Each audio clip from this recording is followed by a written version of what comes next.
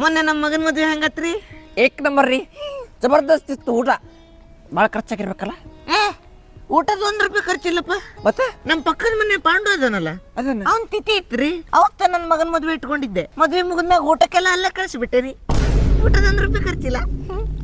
ತಿಕ್ಕೊಂಡಿ ನಿಮ್ ಮಗನ ಮದ್ವಿ ದಿನ ನನ್ನ ಹೆಂಡತಿ ಮುಖ ಅನ್ನೋದು ಒಡೆದು ಚೂರಾಗಿತ್ತು. ಅಯ್ಯೋ, ಯಾಕ್ರಿ ಹೊಡೆದಾಡ್ಕೊಂಡ್ರಿ? ಚಳಿಗ ನಂದು ರೀ ಇಲ್ಲಿ ಹ್ಯಾಂಗ್ ಹೊಡೆದೈತ್ ನೋಡ್ರಿ. ಇಲ್ಲಿ ಎಲ್ರಿ? ಇಲ್ರಿ, ಎಲ್ಲೆಲ್ಲ ನೋಡ್ತಿರಲ್ಲ.